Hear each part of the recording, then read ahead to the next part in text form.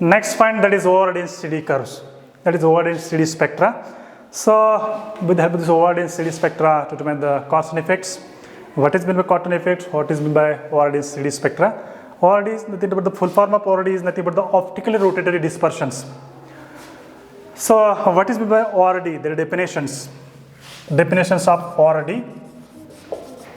Change of optical rotations with wavelengths. This is nothing but the ORD, that is nothing but the optical rotatory dispersions. In this way, here plot the graph versus optical rotation versus wavelength.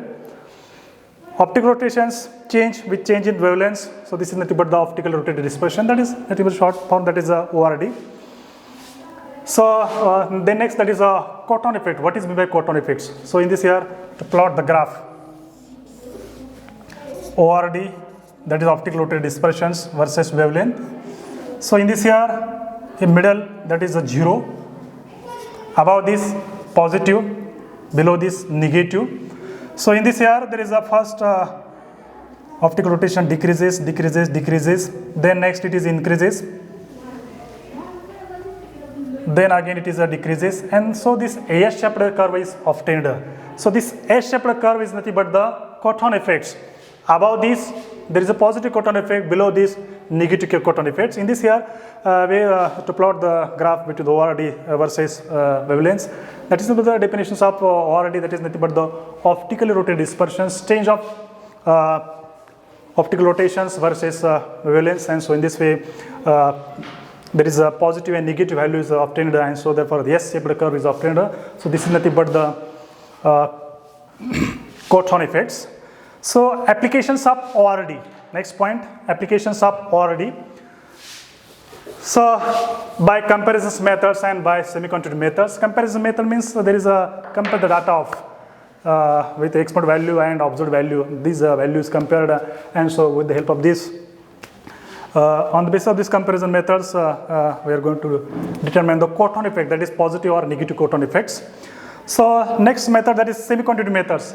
In that case, there is number of methods are included. First one, that is functional group analysis. Second one, that is position of functional group. Third one, that is determinations of exact configurations. So these are the method which is included in the semi-conductive methods. So first one, functional group analysis. So functional group analysis, in that case, we know that suppose we are going to synthesize a new compound in the laboratory, and so some in that compound there is presence of functional groups, and so these functional groups which is studied by using the IR spectroscopy to take their IR spectra. So at that time you get their values, and so on the basis of the value we are going to confer the which functional group present in our compounds or unknown compounds.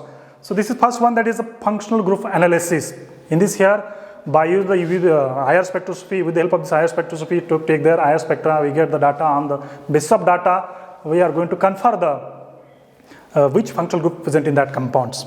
So this is functional group analysis. Second point, that is nothing but the position of functional group. So position of functional groups, to determine the exact position of function, no doubt we are take the IR spectra. So at that time you get the which functional group is present in that compounds.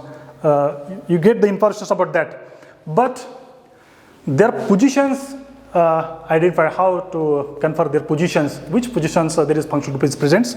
Suppose if you consider the example, if you plot the graph, that is optical rotation versus wavelengths, ORD versus wavelengths, and so in this here, so above this there is positive value, below this there is negative values. In this here positive value, in this here negative value. If you consider a compound, that is in that compound there is presence of ketone group in the position number 1. In this here another substituted ring is there. So if we consider another example, in that compound there is this carbon group which is present on the position number 3. If you consider another example, in that example there is presence of carbonyl group in the position number 7. Okay, this is all three. These compounds are unknowns. This compound we are going to synthesize in our laboratory, but no doubt we are going to take their IR spectra. So at that time confirm there is presence of ketone group in that compounds, but their position is unknowns, and so to confer their positions, so to take their ORD and CD spectra, we get the ORD and CD curve. So at that time this type of curve you get. So in that compound there is a ketone group which is present on the position number 1. In that case there is ketone group which is present on position number 3, and in this case there is a ketone group which is present on the position number 7. 1, 2, 3, 4, 5, 6. 5, 6, 7. In this here 1, 2, 3.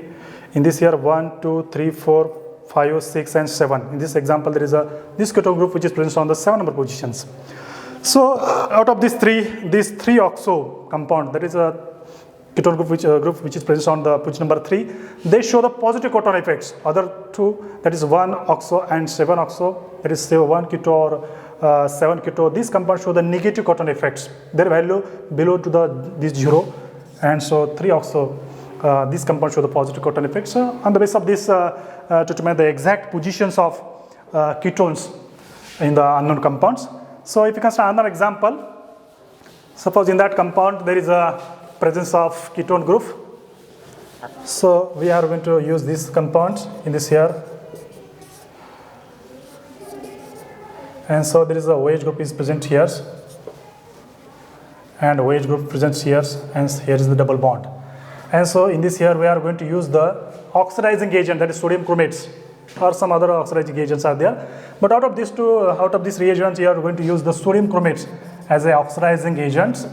And so with the help of these reagents, to remove the additions of oxygen and removal of hydrogen. And so in this here, 2 H2 molecule is, 1 H2 molecule is removed. And so in this here, they are converted into the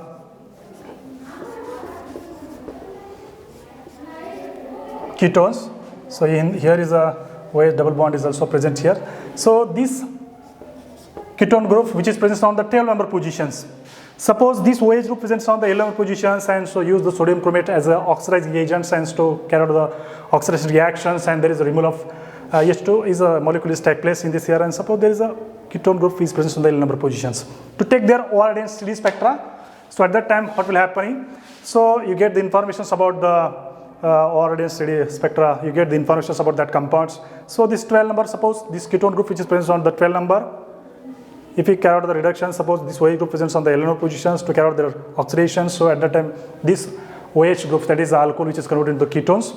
So at that time, if we compare the ORD and CD spectra between the 11 number carbonyl group and 12 number carbonyl group, so 11 number carbonyl group, they show the no doubt positive coton effects. 12 number carbonyl group, they also show the positive coton effect. But out of these two, 12 number carbonyl group, they show the strong positive coton effects, and 11 number carbon, they show the low positive coton effects. So on the basis of this, we are going to confer the position of unknown compounds, unknown group in the unknown compounds. So this is the way we are going to confer the first example by using the oxidizing agent, that is nothing but the sodium chromates. And so in this here, H2 molecule is removed, and there is to carry out the oxidations in the position number 12, and so by using this ORD and CD spectra, we are going to confer the position of this carbonyl group. Because of 12 number carbonyl group, they show the positive coton, strong positive coton effect, and 11 number carbonyl group, they show the weak positive coton effects. So this is the next second point, that is position of carbonyl group. Third point, that is determinations of configurations. These compound cis or trans. This is also conferred by using this ORD and CD curve. So in this here, we are going to consider the example. So in that example,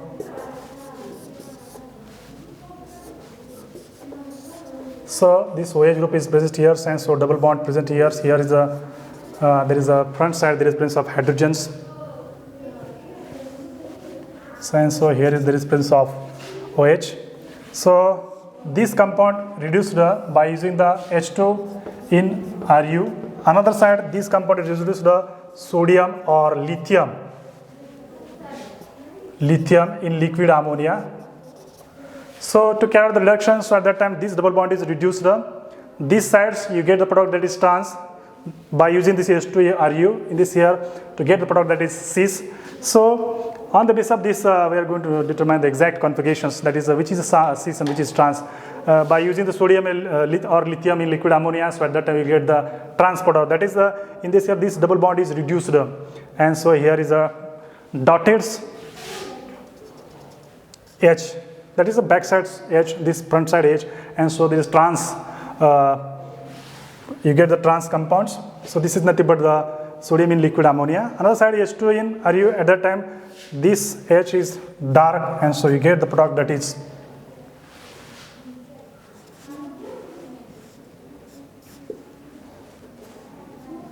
you get this product, and so this is nothing but the C. So on the basis of this, we are going to confirm this is which is trans, which is cis, and which is trans. So this is the one method which is useful for to determine the exact configurations of unknown compounds.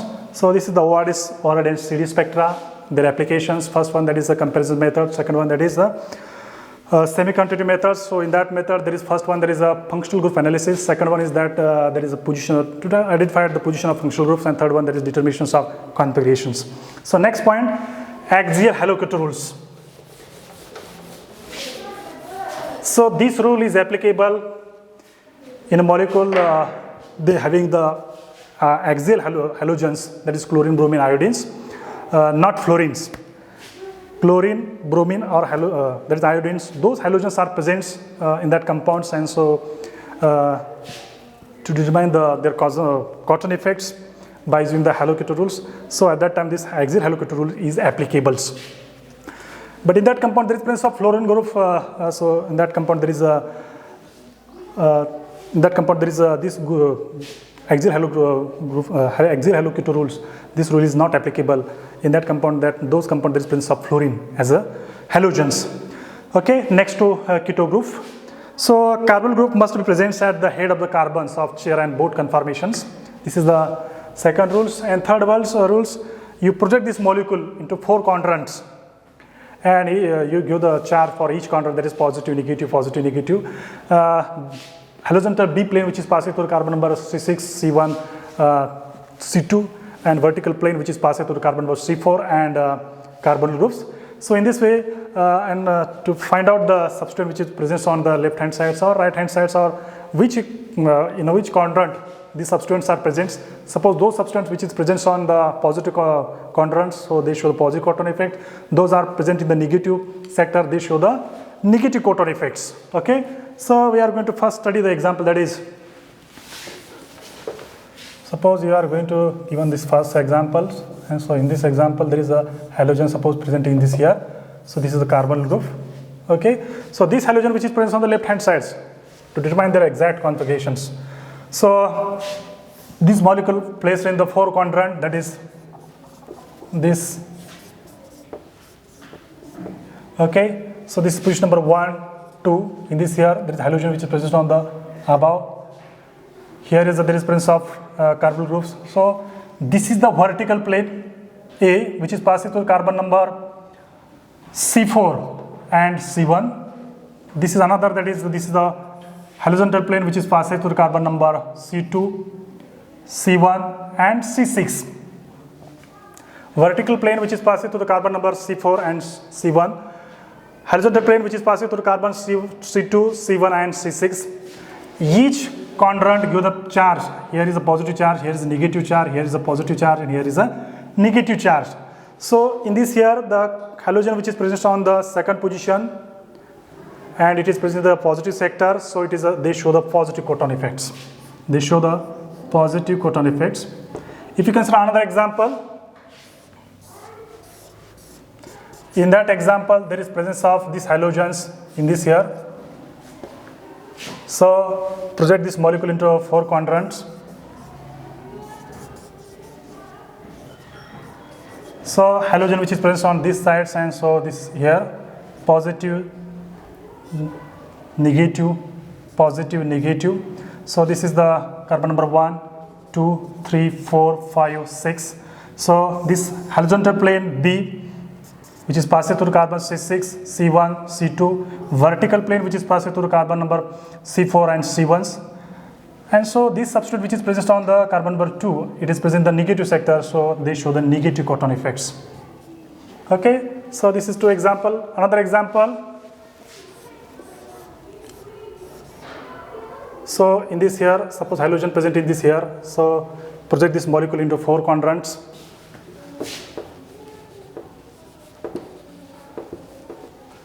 So this halogen which is present on the right hand sides of carbonyl group, so this presents in the below here. This is a 1, 2, 3, 4, 5, 6. This horizontal plane which is passed through carbon number C6, C1, C2, vertical plane which is passed through carbon number C4 and carbonyl groups. And so this halogen which is present in the positive sectors, and so they show the positive cotton effects. If you consider another example,